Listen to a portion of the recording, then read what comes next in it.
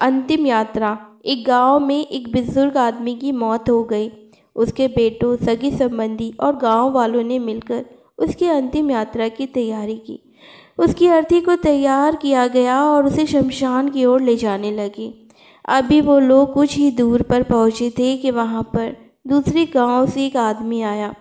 उसने उस अर्थी को ले जा रहे 4 आदमियों में से एक का पैर पकड़ लिया और सबसे कहने लगा कि यह आदमी जो मर चुका है, उसने मुझसे 20 लाख रुपए उधार लिए थे और जब तक मुझे मेरे पैसे वापस नहीं मिल जाते, मैं अर्थी को आगे नहीं जाने दूंगा।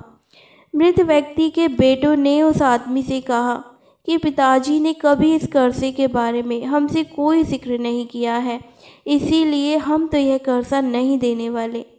जब बेटों ने ही मना कर दिया तो उस मृत व्यक्ति के भाइयों ने भी कहा कि जब बेटे ही मना कर रहे हैं तो हम भी इस कर्जे की जिम्मेदारी नहीं लेने वाले हैं। शमशान यात्रा में शामिल कोई भी आदमी पैसे देने के लिए राजी नहीं हुआ। दूसरे गांव से आए उस आदमी ने अर्थी को आगे भी नहीं जाने दिया।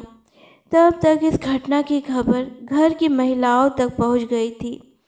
मरे हुए आदमी की एक बेटी थी। जब उस तक यह खबर पहुंची तो उसने एक पल भी न सोचते हुए अपने सारे जेवरात और कीमती वस्तुएं लेकर वहां पहुंच गए और उस आदमी को वह चीज़ें देते हुए बोली, आप इन चीज़ों को रख लीजिए और बेचकर पैसे ले लीजिए।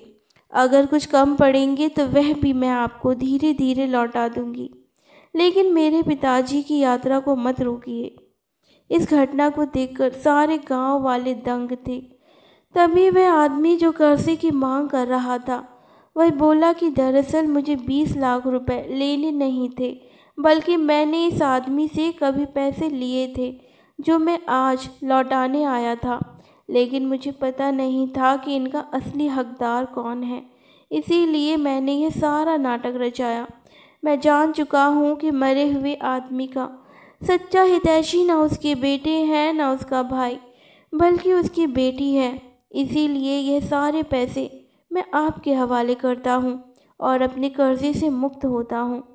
थोड़ी ही देर में जो घटना घट चुकी थी, उससे बेटों के, भाइयों के और बाकी सभी रिश्तेदारों के सर शर्म से झुक गए। इसीलिए हमेशा दुआ करना कि हर किसी को एक बेटी ज़रूर हो, क्योंकि बाकी सब तो माता पिता की दौलत को अपना दौलत समझते हैं, लेकिन बेटियां माँ बाप को ही अपनी दौलत समझती है। तो दोस्तों, यह थी आज की कहानी। अच्छी लगी हो तो इसे लाइक करें और चैनल को सब्सक्राइब करें।